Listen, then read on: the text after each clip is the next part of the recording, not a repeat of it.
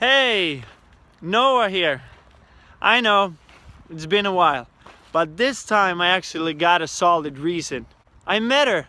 I'm a boyfriend, and I got a girlfriend. Isn't that incredible?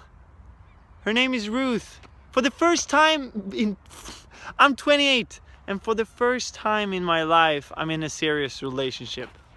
That's just incredible. I don't know, it might not be incredible for you, but for me, this is a miracle. And she is as beautiful as she is on the outside, she is on the inside. And I'm telling you, wow, this is... But I was meaning to talk to you about, why did it take 28 years for me to actually enter a serious relationship? What has stopped me from doing that before?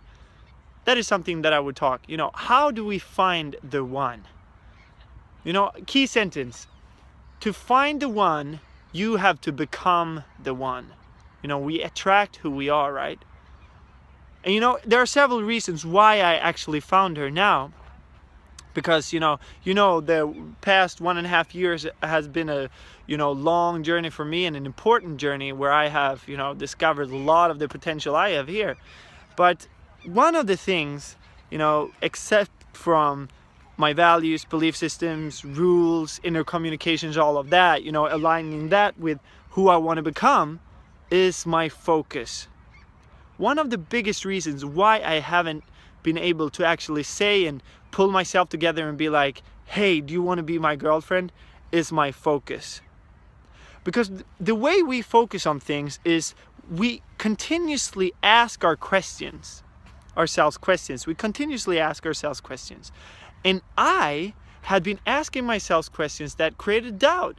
I was asking my questions such as, what if she's not the one? What if there is somebody else? What if I'm meant to be alone? What if I will hurt her? What if relationships are not for me? What if I will just, enter a relationship and everything would just be like a waste of time?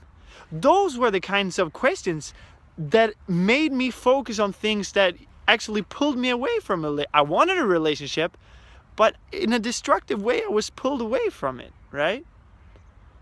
So I came down to a point where I was like, hey, if I want to be in a relationship, I need to redirect my focus, right? And how did I do that? I started asking new questions. And instead of asking like, what if she's not the one? What if there's somebody else? What if I'm the wrong guy? What if relationships are not for me? What if I never will get married? Instead of asking those questions, I started to ask questions such as, what adventure awaits together with this wonderful woman? What if she is the one? What would life look like if I actually dared to take the step and say, hey, Ruth, do you want to be together with me? Do you want to do this thing called life with me? And I started to ask those questions, and guess what? That filled me with excitement, vibrancy, vitality, expectation, all those good feelings that actually brought me to the point where I called her and I was like, hey, Ruth, I know this is crazy, but, for the first time in my life, I'm ready to be your boyfriend. And then it's a long story, but it's a beautiful one. And I'm together with the most beautiful woman in the world. So Ruth, if you're watching this, I love you. Yeah, so that's that story. And I just wanted to share that with you because I know there's a lot of people out there looking for the one. And we're always like, and then you hear people say, oh, but maybe it's not for me. Or maybe I can just be alone. I'm fine alone. I can be alone. But hey, life is too short. We're here to live together, do community together, explore together, right? But that all starts with the right questions. If you want to change your focus, ask the right questions. Where your focus goes, your energy flows. And if you want a girlfriend, your energy needs to flow in the right direction. Our brain is magnificent. It will come up with answer to whatever question you ask. So if you ask yourself a lousy question, your brain will come up with an answer this fast, but it'll probably be a lousy one. But if you learn to ask yourself constructive questions, good questions, it will come up with good answers. So for example, if you ask yourself, why does these things always happen to me?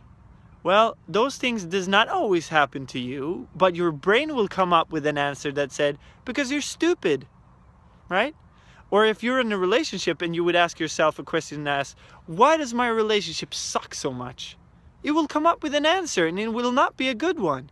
Or if you want to lose weight and you ask yourself a question like, how come that I can't lose weight? Your brain will come up with an answer and say, because you're a hippopotamus or a pig, right? But if you learn to ask better questions, for example, how can I take the first step today to actually live a life that I would enjoy to the fullest? It's a better question and your brain will give you the answer.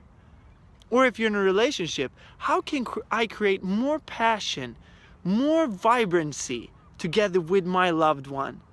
You know, how can we come up with an activity that we both enjoy, that would bring us closer together? It's a better question. Or if you want to lose weight, a better question, instead of asking, why can't I lose weight? Ask a question such as, how can I find a sport that I would enjoy and that would naturally make me lose weight? You know, your brain will come up with the answer. It did for me, and look at me, I got a girlfriend. You want a girlfriend or a boyfriend? Start asking the right questions. I'm telling you, your focus will just be like, poof, oh, finding answers, finding answers, finding answers. The key is to ask the right questions, because that will redirect your focus in a direction that will come up with answers. Your brain is amazing, so use it. So yeah, focus. That was the key for me, it's the key for you, I'm sure. So, but that also changes a lot. You all know that I moved down to Malmö to actually build a base here, you know, start my own business and so on. But, you know, I figured where there are people, there are opportunity. And I mean, Ruth has a good job up there that she likes really, really much. And so I said, hey, I move up to you. I'll find a place, I will find a place in your city. And we can get to spend more time together. And I want to lecture, right? That is what, that's my calling, to actually, you know, work with group dynamics, take on a big group of people and be like, hey guys, here are some tools that we can use to actually explore life and live to grow. So I actually found an opportunity with the Swedish Development Agency together with the Swedish Church, and they were looking for somebody who could travel Sweden and actually lecture about giving. And we all know giving is the key to living. So I applied for that. So yeah, a bit of a change, the art of flexibility, you know, it's important, and so do I. So yeah, a slight change, but I know where I'm going, to help people to live a full and rich life, free and grateful. So explore your potential and live to grow.